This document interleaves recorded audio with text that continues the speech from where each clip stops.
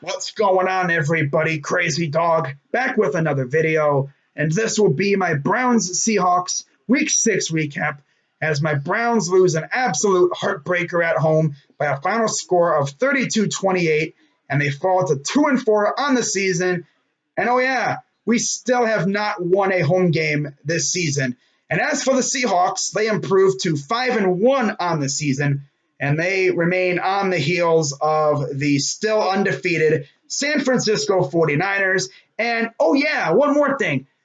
If you're still doubting the San Francisco 49ers, even after their very impressive 6-0 start, I would highly suggest you stop doubting them, because if they find out that you have been doubting them, they're going to find you and they're going to beat your ass.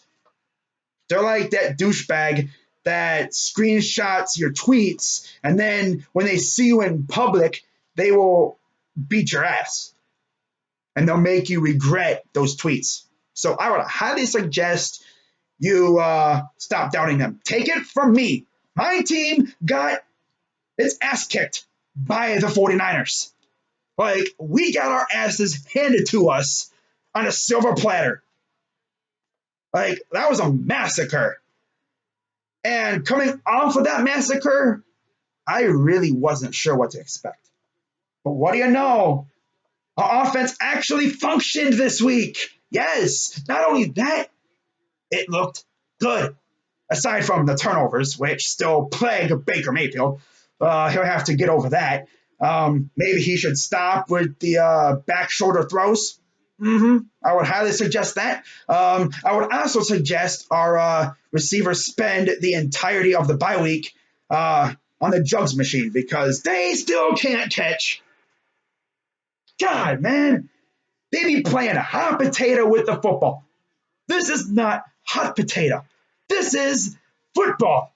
You catch the football. It's that simple. If you look at all of Baker's interceptions, the vast majority of them are not his fault. They are the receiver's fault. And if you watch the tape, the ball be bouncing between the receiver's hands, or it goes right through their hands, or off their hands, and into the waiting hands of the defender. Like, it's crazy how many times I've seen our receivers drop passes, especially this guy, Odell freaking Beckham. Now, he'll make up for it every now and then with an insane catch. And that's the crazy thing. He be dropping the easy passes, but then he be catching the balls that are like way over his head. Like, okay. Now, as for Jarvis Landry, he'll drop a pass every now and then. But for the most part, I think he has the best hands on the team. Yeah, for real. Nick Chubb, he's reliable. Our tight ends aren't too bad. But we got to stop dropping these passes, man. You're really hurting Baker Mayfield's feelings and his passer rating and his numbers, because look at all those interceptions. And the thing is, like I said, most of those are not his fault. Receivers, it's your fault because you can't catch. But today, offense looked all right, aside from the turnovers and the penalties.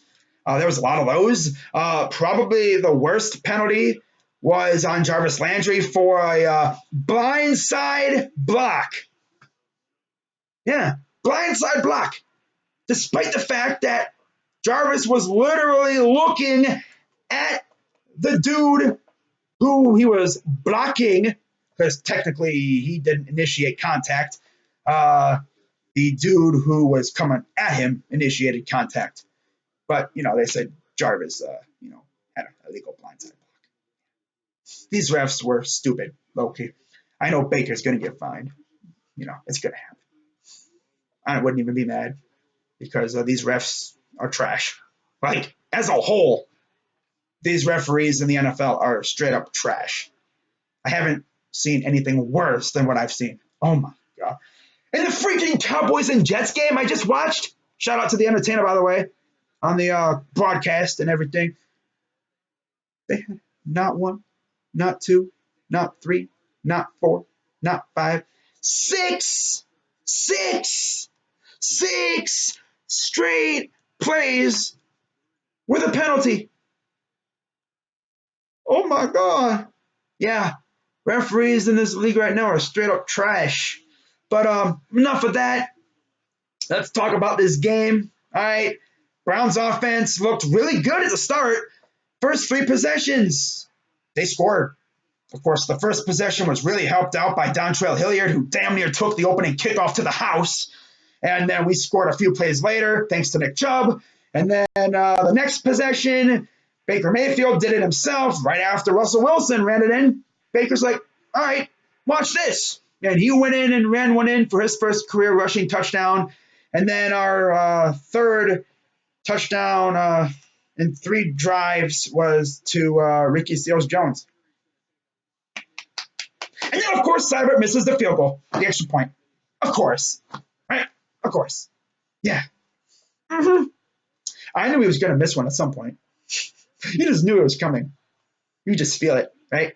You can feel it coming in the air tonight. By the way, Baker half-assed the air drum solo that he usually does in the pregame. So that showed me that he was ready. And then, of course, he went and did all that he did. You know, got off to a hot start, and then he cooled off as the game went on. Mm-hmm. Yep. Chubb looked great. Odell had a great game. Didn't score, but he had a great game. Caught some good-looking passes, dropped some passes, like I mentioned. And, oh, yeah, one thing. Where the hell was Rashard Higgins? I heard he was active. And unless I'm tripping, I did not see him on the field. So why the hell was he active? I don't know. Rashard Higgins is Baker's security blanket.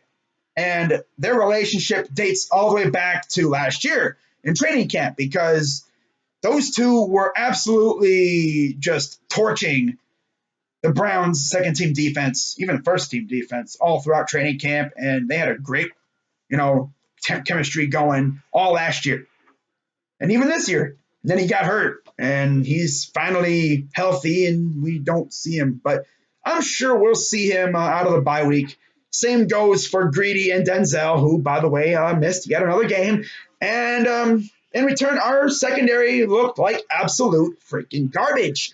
Russell Wilson, who is one of the elite quarterbacks in this league, absolutely picked our secondary apart. And honestly, I kind of expected it. He bullied TJ Carey today. He absolutely bullied the poor guy. Money Mitch, he held his own.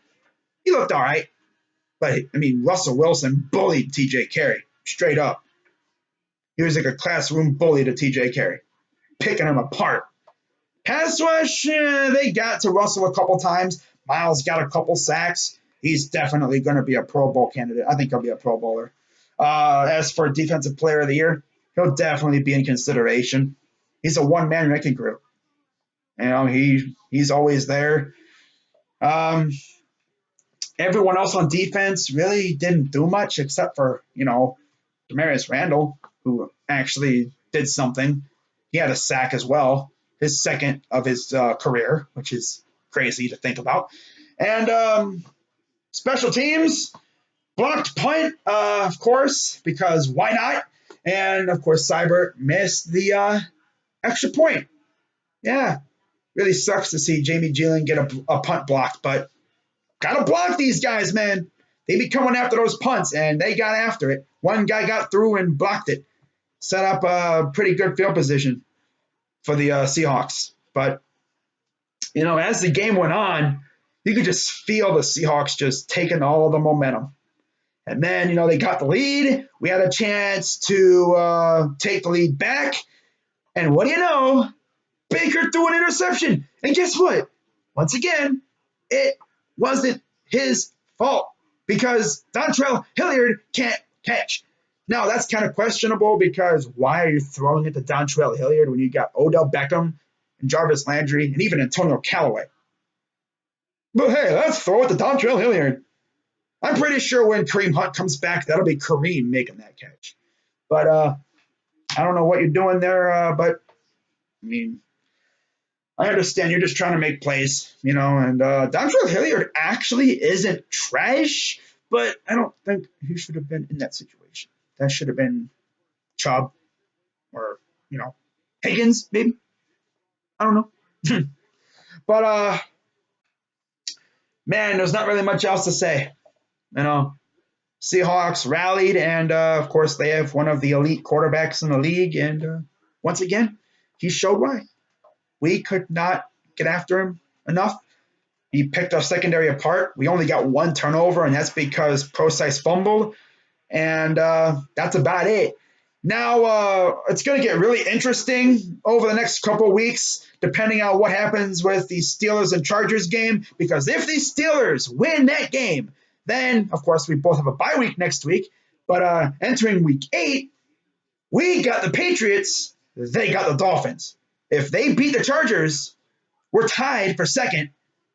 They get the Dolphins, the worst team in the league. We get the Patriots, arguably the best team. Yeah, that's a recipe for disaster. And if they lose, of course, we still get the Patriots. They still get the Dolphins. At worst, we're still tied for second. And it's just set back a week.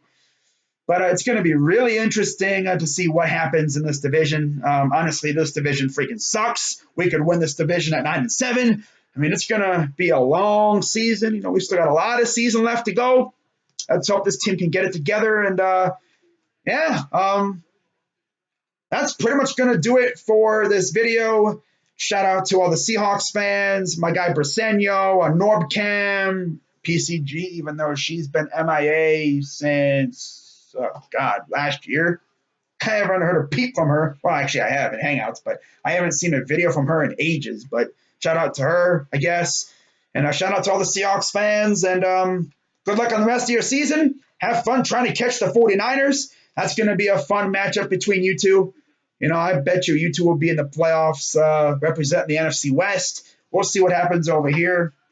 Hopefully our offense gets our act together. Hopefully our defense can get healthy, and we'll see what happens. But, bye week coming up. I might be doing a Q&A, maybe a mock draft. I don't know.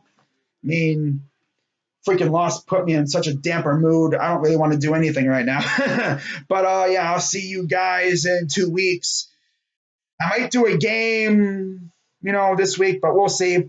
But, I'll see you guys against the Patriots. Of course, I'll be waiting a week. No preview videos or anything coming up this Tuesday. It'll be next Tuesday, Patriots preview. Of course, I still have my picks video or stream coming up this week, so keep an eye out for that. And, of course, Ohio State plays Northwestern on Friday night, so see you for that. And until then, I'm Crazy Dog 99. Let's go Browns, and I'm out.